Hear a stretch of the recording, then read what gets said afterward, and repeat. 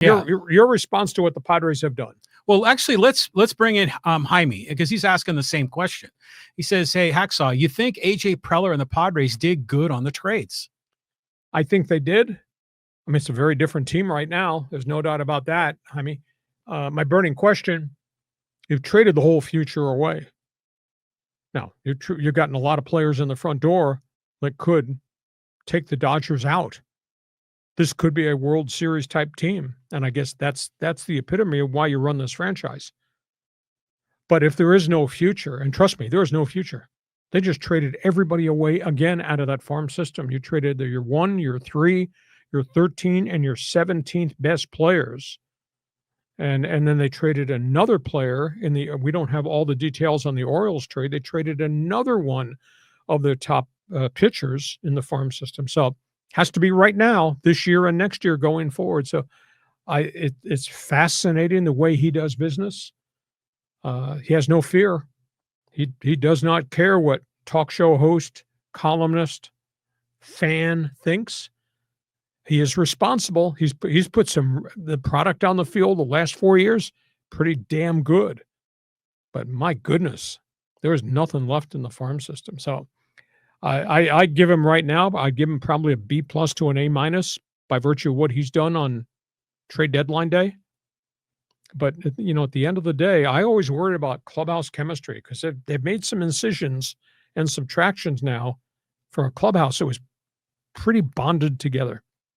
That's my opinion. John, yours. Well, on the major league roster, who's left? I mean, who left the team? I mean, because Kolek and Bergert are gone, but they're, young guys. They're not culture guys. But there will be role players who are going to exit because if you're taking the 2 guys in from Baltimore, that means 2 guys have to exit. Infielders, outfielders. Like Bryce Johnson. One of the catchers is going to leave. Yeah. Which one do you think they keep? I think they keep Maldonado because of the glove. Plus, I think he's being groomed to be a coach, don't you think? Anything's possible. Yeah, anything's possible. It's just unbelievable, the moves that are there. There's still time for more because I kept thinking Preller was setting, making these deals to flip other players. I was fully expecting maybe even more deals to go down. Well, Cease has not been traded. And I was told, as I had mentioned just before I got here, that they were trying to do a 3-way deal, either with the Red Sox or the Cubs, that might involve Dylan Cease, but they didn't have the right components and they had nothing left to put in the trade in terms of sweeteners. So that's where we are. It may well be that nobody's dabbling on Cease. And I had been told earlier that they were, in all likelihood, were taking Suarez off. And then I connected the dots and said, well, maybe their theory is we're going to push this group together that we just added on to and try to get to the World Series. And then we'll get to December and we'll say goodbye to Cease and Suarez and we'll clear $24 million off the books from a salary standpoint. Maybe that's the methodology. Well, it's interesting. Jason has a follow-up here. And he says, Padres have a window. AJ's doing everything in his power to get us a championship. Bravo, AJ. I agree with that. But do you think Preller might be thinking, man, if we don't make a run in the playoffs this year, my contract ain't getting renewed. I gotta win now. But he's got a couple more years to go on his contract. I don't think this Padre ownership wants to eat a contract. They're close. But the reality is, and I wrote about this in my column this morning because I was kind of waving a caution flag. I wanted the Seidlers to wave a caution flag. I mean, AJ just goes bonkers in terms of, I want this guy, I'm following this guy, I might trade for this guy, or the phone's ringing, let me talk about this guy. That's how he does business. But I'm a little bit cautious only because of the fact you're going to postseason play. There is no Musgrove. Darvish had one good outing. That was really impressive, but that's only one good outing. We don't know how Michael King is going to do. Rehab start on the weekend in El Paso. That's a slow process. Now they got 2 months to hope that Michael King comes back. But now you've traded 2 of the plug-in guys that were in the rotation in Kolek and Bergert. So that, granted they got the JP Sears. Do they have enough starting pitching if there's some glitches here? See, you look at the dark side of it. No, I'm being realistic. No, but before the trade deadline, you're saying they got a hole in left field. The catchers can't hit. They could use some more depth in their bullpen and their rotation. And then AJ Preller goes out and gets a left fielder and gets a bench bat, gets a better hitting catcher, and shuffle the deck with the rotation. He's done everything. He's checked every box. And now you're still like not sure. I say, man, AJ, I love the swashbuckling, the positive attitude, doing what he believes is right. He's not cautious. He trusts his own instincts. No fear. No fear. I mean, and it's exciting to be a fan of a team like that, because how often do fans like, how come you haven't traded anybody? We get so frustrated with management, and here seems the fans get frustrated because he does too much. Here's the most interesting thing, John. We are 15 minutes away from the end of the trading window. It'll close at the top of the hour. The Dodgers have not made a significant deal. The Dodgers got a setup reliever in Brock Stewart, and the Dodgers just traded for Washington's extra outfielder, Alex Call. I'm a little bit surprised because I really thought there was going to be a mega transaction, because Andrew Friedman has always done that. Now, maybe it'll still come in the next 15 minutes or 5 minutes after the window closes, where they can still announce transactions, but I'm a little bit surprised. Are you? Yeah. I mean, usually the Dodgers always have something up their sleeve. So, there's still time. I mean, I think remember that Max Scherzer deal trickled beyond the 3:00 deadline. I think that wasn't firmed up until like 5:36 that afternoon. What? We just got to know Padres have made another trade. Padres have just acquired Nestor Cortez, former New York Yankee, from Milwaukee, for players to be named later. So now they've added another starting pitcher. Well, they keep adding, trading in the future. Well, that must mean that Cease is going to get dealt, don't you think? Has not happened yet. Because now let's think this through. So what would their starting rotation be? I mean, I got to kind of get organized here in our mind. You organized? Okay, let's assume Cease is there. Okay, you've got Darvish. You've got the guy that came from the Red Sox, Pivetta. Mm-hmm. Okay, so who's after that? Well, you got J.P. Sears, who you just traded for, and now you just got Nestor Cortez, ex-Yankee, who's okay. I don't think he's a dominant, but he's a back of rotation guy. So off the top of my head, that's what you've got. And then you hope there's a Michael King sighting, right? Sometime in late August into the month of September. But to me, they're a little bit wafer thin. They got Vasquez is still kind of hanging around out there. Well, Vasquez is still there. That's correct. Yeah. Okay, but how many of those guys do you want going against the Dodgers in the playoffs? That's the big issue. I think Vasquez is clearly going to be like a 2-inning relief guy in the playoffs. Yep. Assuming everything goes their way. So that's where the Padres have made another deal, getting Nestor Cortez. It's just, I mean, we're adding. You wonder, who's going to be shed? Is it going to be in a trade? Are they going to move some guys down to El Paso? Or are they just going to cut some guys loose? Okay. Next one, let's move on here. We'll try to keep tracking as we're taking your comments here in Fans Forum. By the way, there's been another deal. Oh, my God. The Arizona Diamondbacks have just traded Merrill Kelly into the pennant race. He goes to the Texas Rangers in a package of players. And the Pittsburgh Pirates have traded one of their top young pitchers, Bailey Falter. Now, he'd been on the DL. He's just gone to Kansas City for players to be named later. So Arizona is in total fire sale mode. Wow. Wow. Exactly right. Hey, let's go here. Talk some Angels with Halos in the infield. Hacksaw, my Angels need to sell. Who are they going to sell? You're not going to trade Ohapi, the catcher. You're not going to trade Zach Neto, the shortstop. Don't think you're going to trade Chanel. Who else have they got that's got real value? Jansen. Well, Kenley Jansen, but that's a 2-month rental. I don't think there's a ton of talent coming for Kenley Jansen. Tyler Anderson's got one more year on a contract. He's got only 2 wins this season, which is a bit of a stunner to me. So I don't know that they have enough assets, unless it were to be Mike Trout, and that's not going to happen because Trout doesn't want to be traded. Taylor Ward?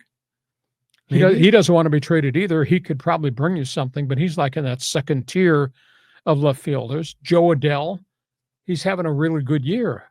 But the other 4 years leading into this year, it was a bust. Well, look right here. Like a timer had something to say on this. He says Jansen said he doesn't want to leave the Angels. So all these guys, do they like playing for Artie Moreno and just playing baseball? I think they like where they are. It's kind of a cool environment. They're drawn pretty well. I think Orange County could be a mega market if you put a winner on the field there. So these guys, Taylor Ward says, I want to win with these guys. We've been through a lot of tough times and we're starting to turn the corner. They're clawing their way to get back to the 500 level. So there's progress being made. You just don't have enough players. And I don't think they have a lot of marketable guys. It's a tough decision with Trout. I think I'd go to Trout and, I wouldn't insult them, say, I'm going to trade you. I want to trade you. I want you to give the clause. They would never do that. But I would go to Trout and say, I think we need to consider making you our first baseman to get you back on the field. He wants to be on the field, but he can't hold up in the outfield chasing balls because of the knee. The DH is Soler, right? Well, yeah, and that's a 1-year rental, and he's hurt. He's had back problems. He's back on the DL off and on 3 times, I think, this year. Yeah, it's weird that you would even mess around with Trout in the defensive position in the first place. Well, he's not playing it. He is the DH. Soler's been out in right field, but sometimes that's an experience. Well, yeah, exactly. I mean, just, Mike Trout, just such an athletic guy. Mm-hmm. And to see it all break down. I mean, we've just seen so many guys in sports like this where injuries just destroy them. I just got a bulletin here that the Astros are reopened talks with the Padres about Cease. Clock's ticking. Yeah, clock's ticking. We got 7 to 10 minutes to see if there's another transaction. I don't know. There'd be a lot of new faces in that Padre clubhouse on the weekend. Wow. They should trade for Josh Hader so we can have 3 closers. They got 6 guys in the bullpen now. Damn good bullpen. Yeah. Well, it's no longer the 4 horsemen. It's going to be maybe the Magnificent 7 if we get enough guys. 6-pack. The 6-pack. That's it too. Fab 5. Okay. Next one. All right. Let's go here to Foul Play Rob. He goes, hey, Dodgers Astros World Series rematch needed. Well, I think we're headed in that direction. I'm sitting here just kind of really amazed. I got all these windows open with my contacts that are sending me stuff. I'm really amazed that Dodgers have not done something of significance. Because I was told they were really trying hard to get an outfielder. But obviously Boston said, no, we're not trading Duran. Duran's not been traded. And Cleveland, my guy in Cleveland texted me just before I got here, and he said they're asking for the moon for Kwan. Kwan's a really good player. But the Dodgers have got resources. Why would you, if you have to overpay for Stephen Kwan, he's a 285 hitter with pop who can fly. Why would you not overpay? You're the Dodgers. You got Dodger dollars. You got a deep farm system. If you have to overpay to get that guy, you do it. Yeah. I mean, you hate overpaying, but you're in first place. The Dodgers are kind of, they're a little skittish right now, right? For the last month or so, they've been kind of going sideways. I mean, they've got to step up here and make a move. I mean, to me, it's surprising that they've only made that one deal. I mean, because who were we? We were just talking about someone else in left field. Because remember we said Conforto wasn't cutting it. And then Conforto starts to hit. Out of nowhere, he hits 277 in the last 2 weeks. Yeah. He wasn't hitting at all. Yeah. So now that's got Andrew Friedman, Dave Roberts guessing. Yeah. Who do we got? So that's where we are. We have not had a Dodger blockbuster yet, and I would have bet we had. The Padres are just stealing the thunder of everybody. AJ Preller just continues to win the trade deadline and continues to win the winter baseball meetings, but he hasn't won in the World Series. Yeah, we have to get to the World Series. Okay, move on. Casey says Dodgers, I still think, need a closer. Are there any good closers left? Well, I got so many names in my head. They tried to get access to Bednar of Pittsburgh, but they didn't want to trade 3 for 1. That was the last one that I'd heard. I don't know. I'd have to go through my list. I got too many lists here. I'll do some digging. Just give me 30 seconds. But closer or outfielder, and evidently St. Louis is selling everybody off. Why didn't St. Louis trade Brandon Donovan and get 2 for 1 of quality guys from the Dodgers? Why wouldn't you go ahead and do that? Yeah, I mean, what's interesting is we tend to look at it in terms of the players and who they are and the value that they bring to the team. But the financials on this, maybe with the exception of the Dodgers, makes probably more important than the talent that's moving back and forth. That's what's cool about what Preller's doing, because he's getting a lot of these guys that are playing at or near the major league minimum. and like you said, he may have 24 million walk out the door at the end of the season. Yeah, exactly. So that's smart. But yeah, for the Dodgers, yeah, they got to get Jay Howell or Mike Messersmith. In terms of what closers are still out there, let me go through this. Well, Kyle Finnegan got traded. Ryan Helsley got traded. Bednar just got traded. So you got Kenley Jansen, Suarez, but they're not going to trade within the division. Felix Bautista from Baltimore, but there were some health issues with him. He's available too. And of course, one of the options would be just take one of my starters, Dustin May. You're going to the bullpen. You're going to be the first guy in the bullpen in the 4th and 5th inning, or Landon Knack. I mean, they have so much depth. They could do something creatively from within, and maybe that's what they're thinking. Well, it worked for John Smoltz. Sure. So I mean, we've seen this model work in the past, and when you've got, a crowded, roster, some guys need to make moves or be willing to make a move to be able to get minutes. Yeah, we just got another trade. St. Louis has just traded Phil Maton. He goes to the Texas Rangers for players to be named later. He's a reliever. And of course, Texas has just been decimated by injuries. It's really been terrible what's happened to the everyday roster, et cetera. Now, is this the Maton that was with the Padres? Yes. Mr. Spin Rate? Yeah, he went to Seattle. He bounced it, and then Tampa. He's been all over the place. But isn't there another Maton? Are there two Matons? Yes. Are they brothers? I don't know. Okay. Again, you just get confused with all these names, especially on a day like today. Okay, let's keep rolling here. Who's next on our list? And Tim, our good buddy Tim Todd says, hey, John looks great in his Dodger blue. Yeah. Okay, that's a punch in the nose right there. Okay, and let's go to our friend John out in D.C. He goes, hey, AJ has won the trading deadline. I hope San Diego gets a World Series to show for this. I hear you about the chemistry concerns. I remember 2010, they picked up Miguel Tejeda in late July and had a 6.5 game lead on August 25th. They went on a 10-game losing streak and watched the Giants win the division and the World Series. It would be 10 years before they posted a winning record. God, don't remind us. Well, chemistry is really important, but they're really wafer thin. Getting Nestor Cortez moments ago from Milwaukee helps them in terms of pitching depth. I mean, that's a 4th or 5th starter who pitched well for the Yankees, then got hurt, pitched okay before he got hurt in Milwaukee. So there's a bit of a proven commodity there. So he comes in as Kolek, and Burgett wind up going to Kansas City. So now you got another plug-in guy. But my biggest concern is when I look at this rotation, there's still question marks here. And your sales pitching me about, can't wait, we're going to play the Dodgers in the National League Championship Series or the Phillies. I say, okay, what's your rotation? What's your rotation? Well, we just went through it. There's some good names. Yeah, but you're wishing and hoping. I'm dealing with reality. Well, yeah, but look at reality. I mean, you got Pivetta and you got Cease right now. Yeah, but that's Cease with a 4.79 ERA. That's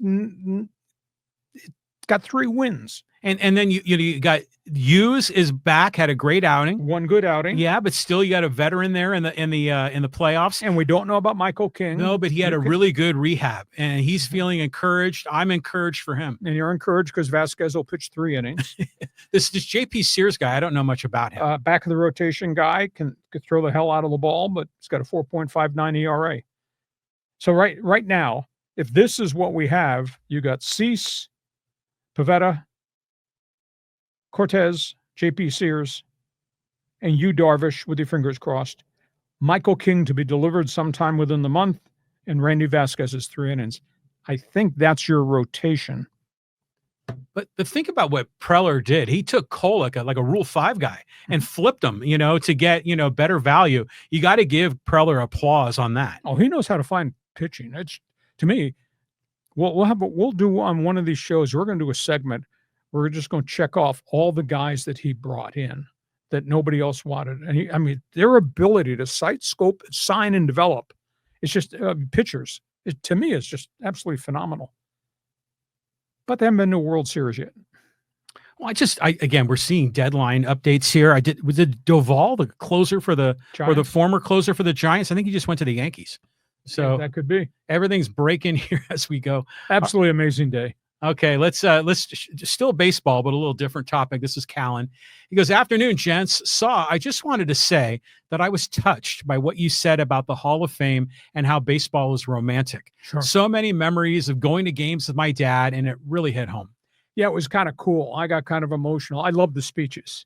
And, I've been to the Hall of Fame and I broadcast from the Hall of Fame. And that is such a unique place. And then it dawned on me what makes baseball great. Baseball is generational. There is more history in baseball, Callum, than there is in the NBA, the great successes of the NFL, and even the National Hockey League. Baseball is fathers and sons. Baseball is generations. So now, and that's where it dawned on me. So we watch a game that we're excited about, whether it's a playoff game, World Series game, whatever. We watch a game, and as we watch the game, we're replaying memories of the game and where we were with our father or what we experienced growing up, because baseball is across the spectrum is generational. So thank you for the compliment. It just kind of happened as I was trying to think about the meaning of baseball, and I was able to link nouns and verbs and make it sound good. Yeah, I mean, it's just interesting how when we were younger, baseball was the number one sport, and it's no longer number one, but it's close. But you just think about kids today and what sport is going to be romantic for them when they're an adult. So but yeah, Cooperstown, what a fabulous place that is. By the way, update on the Padres: they just traded Brandon Lockwood in the next to Cortez trade. Okay, all right. Well, yeah, he's kind of a movable piece, right? Sure. Okay, let's go here to Gary. And he says, "Hey, what's the latest on the Cease trade rumor? Could we package Yuki Matsui with him?" You could probably swap Matsui if somebody wanted to take him on. His ERA is a little bit high. But again, if you're trading Cease and you got to throw Matsui in as a sweetener, now you're trading two more guys off a pretty good pitching staff, are you not? And you already traded two starting pitchers to Kansas City. So, I mean, we're going to have a whole new rotation effective on Sunday. I don't know. I'm spinning back to the word of the day, Sesame Street, brought to you by the word chemistry. I'd be concerned if you're taking this roster and doing this to it at the trade deadline. Nope. Well, but you know what? Again, chemistry wise, that report that I heard on 97.3 when they had the Sacramento A's announcer, play-by-play guy or color guy, he was just raving about Mason Miller. Talking about what kind of a high character guy he is. He's going to walk in. He's not going to demand to be the closer. He's going to walk in and say, where can I be the best service? I think a guy like that is a clubhouse guy, a culture guy, and it's going to make everything go smoothly. Because these guys they're picking up, I've never heard a whole lot of negatives about any of them. Yeah. So yeah, and remember when they traded a couple of years ago when we got Juan Soto and we ended up getting the big first baseman Josh Bell. Yep. And then who was the kind of the utility guy that ended up signing with the Angels later? What was his name? But he played at like third base, first base, a little outfield, a little DH. Brandon Drury, maybe? Yeah, Drury. Yeah. And remember, he came in, he was a good chemistry guy as well. Sure. So if Preller and his team are doing this right, they scout for that, because they know they don't want to get someone in here to be someone that's going to annoy the hell out of Manny Machado. You don't want that. I went through this bad experience with Mr. Me, Myself, and I, Soto, and I only pitch when I want to pitch Josh Hader. Yeah. And then Bob Melvin, unable to control it all. Yeah. Yeah. Okay. So let's keep rolling here, coming down the list, and just a ton of baseball comments. But I want to switch gears here a little, and let's get our friends in social media involved. And unless there's another good one here, because there's a lot of questions, a lot of comments, but they're all kind of duplicates of each other. So I don't want to keep going over dupes. But let me get this other one off the screen. We'll go here, and let's talk a little social media, but we'll stick with the baseball. And this is from B. Newman talking about the Dodger trade bait. He goes, they won't trade for a second baseman, but would benefit more from a third baseman or a shortstop in a trade. A closer would be ideal as well, but only if they don't give up too much young talent. No sense in trading in the future for a mercenary or two. All right. Before I answer that, I just got a tip. The Dodgers are trading Dustin May to the Boston Red Sox in a package. I wonder if that's for Duran. Interesting. I'll bet it is. Could well be. So maybe there's the mega trade. So this was sent to me 12 minutes ago. So that was right before the deadline. That was at 2:55. Dustin May to the Boston Red Sox. We'll have to see if Duran is part of that transaction. They got something up their sleeve. Now you got 2 ex-Dodgers in that Red Sox rotation. Yeah. Well, you got Buehler and May. Yeah, that's interesting. But there's obviously got to be a lot more than just Dustin May, if indeed it's Duran. Yeah. The Dodgers, again, they've got guys down on the farm they can throw in there, make a package deal out of it. Okay, let's just amazing. What a day. What a day. Okay, here's a little more Padre talk. This is from Caleb. He goes, our pitching staff has been the best part of our team this year and has single-handedly kept us in games. We don't have the dominant pitching, but it's absolutely playoff viable and built for a deep run. Concur. And that the bullpen is now 6 deep. I mean, it's absolutely amazing. Starters are a little bit wafer thin. This is just absolutely stunning what Preller has done. So you give him credit because he knows baseball. You can give him credit that they obviously have drafted really well. You have to maybe question a little bit the fact that they're just trading everybody in the farm system away. All these guys that they sign, they're not going to be here. So now you can be complimentary, say, hey, Lee, we're trying to get to the World Series this year or next year. You have to, because there's not going to be a future. No. F them draft picks, man. I mean, I'm serious. They're doing the right thing, because they've got Hall of Fame guys on this roster, and you don't just let those years kind of drift away. You've got to go for it when you've got the talent, and Preller has assets to move, and he's moving them. And I'm proud of the guy. I think it's great. No fear, baby. No fear. Okay, let's keep on trucking. And here's another Dodger comment. This is from John. He says, hey, with all the injuries, with such high expectations, with all the bullpen issues, result, best record in baseball, taking their rightful place atop the National League West, atop the National League, and of course, to win back-to-back. Everyone knew they were talented, but now they see they are resilient. Bad news for the rest of the league. Well, there's no doubt the cavalry is coming, and part of it's there now, and more is coming. So, but it goes to show how deep they are, that they would let a World Series hero like Walker Buehler leave. They let Jack Flaherty, a.k.a. Red Ass, leave.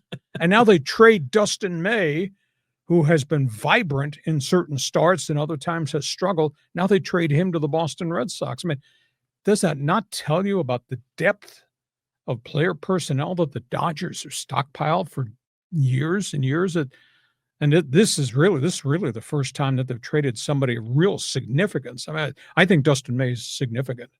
Yeah, he was this young, up and coming guy that we all thought, had the wind at his back, and then it hasn't worked out. The beginning of his career has been rocky, right? With the injuries, he's had some moments this season. So I think the Dodgers figured, he's peaking. They're going to get rid of him while they can.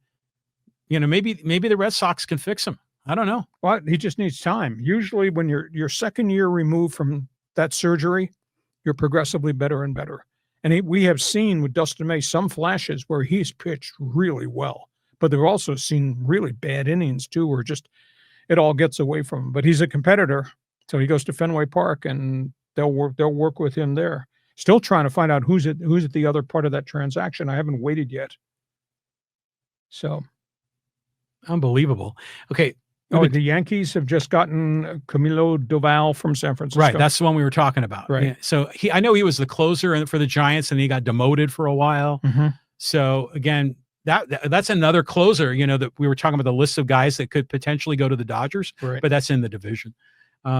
Hey, do you want to talk a little Chargers, or are we just going to stick on baseball here? Let's do a couple more here because we're almost tapped out time-wise too. Go ahead, a couple more. You want to do NFL? That's fine. Yeah, let's do that. And okay, this is funny. This is from Can't Stop 21. Talk about the Chargers coming to San Diego. He says, sour grapes. How quickly we forget that Dean Spanos and the organization fought for 14 years to build a new stadium in San Diego and stay in San Diego, but their dirty-ass politicians wouldn't negotiate. You can hate them all you want, but the truth is that even though San Diego couldn't sell out its home games without 50% or more opposing fans, The Spanos family truly wanted to stay. I don't blame them one bit, especially considering the no-brainer deal they got in LA. Wrong. They did not try for 14 years to get a stadium. They walked around with their hands out and said, give us a stadium. We're the Spanoses. We own the Chargers. Give us a stadium. That's why we had all the controversy with the, quote, ticket guarantee. That was called appeasement. And what did they do? They turned around and demanded more after the ticket guarantee expired. It was always about them, their wishes, their wants, their money. Now, granted, we had crapola leadership. We had deficiency in the mayor's office. We had bad politicians. We had people who stole. We had a sex offender for a mayor. Oh, yeah. Up until we got the last mayor. And I tended to think that Kevin did a fairly good job. Faulkner. Yeah. The last group Faulkner put together with the county and CSAG, which did all the research and raised the money, that was legitimate. That was the right deal. And Spanos never came to the table. And the other factor, aside from Alex Spanos and Dean Spanos walking around with their hand out all the time, because I was there. I was the voice of the Chargers. I knew a lot of inside stuff. The other piece of the equation about those guys, in the last 15 years at that stadium as it was falling apart, they never invested a penny in any type of maintenance to try to do any type of upgrades. They always said, scoreboard needs to be fixed. I want you to do something. And they were getting a bulk of the money. The Padres were not getting a bulk of the money in the shared revenue. That's why the Padres wound up going downtown. So I just totally disagree with your theory about those were good owners. We screwed them. They had a right to leave. No, they did nothing on behalf of San Diego to stay loyal to you for 55 years of loyalty. So can't buy that sales pitch because I know what I know, and what I know I think is pretty factual. End of the day, Kevin Faulkner, unfortunately, he wanted to run for another political office. He didn't want to sue him. He should have done what St. Louis did against Kroenke when St. Louis won a near $1 billion lawsuit for violation. Because St. Louis did everything that the NFL asked him to do and that the Rams requested, and then Kroenke refused to negotiate. St. Louis sued him and won. San Diego should have sued Spanos and won, and they didn't. So at the end of the day, we don't have a franchise, we don't have a stadium, but the last group that was there, Faulkner and friends, did everything they humanly do, and the owner refused to go to the table. So you believe what you want. I'm telling you the honest to God's truth. Yeah, the politicians in San Diego, there was a mess. I mean, there was a pension mess too. Yes. And their budget long-term needed restructuring. There were a lot of problems at the time. But it seemed like Spanos was initially looking for the big handout because stadiums all across America were getting big money, footed by the taxpayer. But California at some point just finally stopped doing it, Yep. And so I think the Petco might have been the last stadium that was built with a significant amount of public dollars, because SoFi was all privately funded, wasn't it? Yes. By Kroenke. Yeah, by Kroenke. So I think the timing of this, and then finally when the writing was on the wall, the taxpayers weren't going to approve this, especially, when he was trying to demand downtown. They're like, no, you need to go stay in Mission Valley and yada, yada. It just seemed like Spanos was trying to poison pill the thing to lose so he could just go to LA and supposedly make a lot more money. I mean, the last 2 or 3 years of the Chargers in San Diego was, we were just kind of going through the motions. Didn't you feel that way? Well, I felt that they were running into walls and everybody was angry and frustrated because they couldn't get a deal done. But that was the only time in all the years I've been here we had legitimacy in terms of leadership and putting together a deal that would have worked. And instead, Spanos at the last minute said, I want to go downtown. I want to build on this postage stamp site right next to Petco Park. There was no room for development or anything. He wanted to do that, and he put that up for a vote, knowing it would lose. It made no business sense. So then he could go to league office and say, see, I proposed this, and they turned it down. Let me leave. Well, that was not the game plan, because what they had proposed in Mission Valley in the new stadium, co-funded by city, county, NFL G3 money, and Spanos had to make a contribution, would have worked and would have had 55 years of loyalty paid back. Like I said, he could have been revered here as the owner. Instead, he elected to be reviled because it was always about give me, give me, give me. Look who I am. Okay. I'm sorry to lecture you, preach to you, but just want to tell you the truth. All right, let's do a couple more here before we put a lid on this. Okay, we'll talk a little bit more about football in San Diego. This with San Diego State. Yes. And, we talk about is Sean Lewis in the program losing San Diego. And Aztec for Life says, I'm one of those Aztec for lifers. I will always have it in my heart to root for them. How I root for and support the Aztecs will change based on my financial situation and my priorities. I love the fact that we're leaving the Mountain West Conference for the new pack. It isn't the pack we were invited to originally, but it is a move in the right direction. As usual, I'm looking forward to the upcoming football season. I'm hopeful our Aztecs will surprise everyone. See you at the game. Hit the reset button, Sean Lewis. Hopefully the drainage of talent will end, and then he'll be able to rebuild. There's no doubt he's a bright light. I know a lot of stuff about him when he was at Kent State, and that was a miserable situation. But this is kind of miserable right now.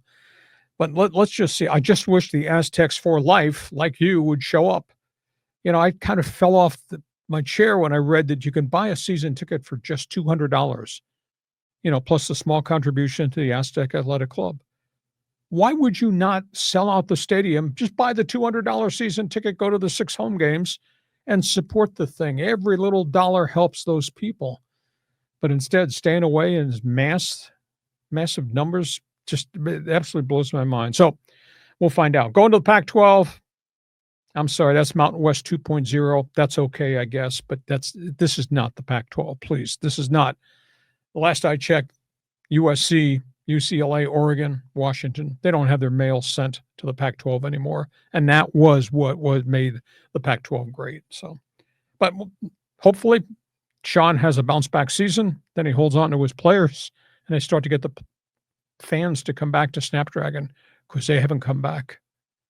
They have now sold, as of yesterday, they've sold 6,600 season tickets from 15,973 to 6,600. That's what's happened. They've lost the community. The community, I guess, is not coming back at this point in time. They got 2 quarterbacks that look interesting. I mean, imagine if one of those quarterbacks turns into something. Hey, then we're cooking, and we got something going on here because, the Pac-12, you say it's a Mountain West 2.0. I think it's better than that. I mean, because we don't have no disrespect, we don't have Wyoming and New Mexico and some of these other kind of lesser programs with less resources. Yeah, but Oregon State, Washington State are not Oregon, Washington, no, Southern not, Cal, but it's UCLA. Still an upgrade, I mean, it's definitely the best of the Power 5 conferences, don't you think? Or excuse me, of the Group of 5, or now Group of 6.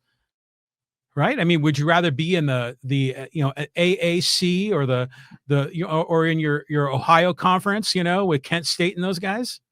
They're all one and the same. Yeah, I don't know. I just think the new Pac-12 is like a little bit better than that. I mean, it's not. I mean, what's the lesser conference in the power one? Probably the ACC, right? Yes. They're definitely still below the ACC, but they're better than the Sun Belt Conference and Conference USA, and right. So they're one and the same. Okay. You could argue with me, but I'm a talk show host. You'd be wrong. Okay, listen. Before we wrap this up.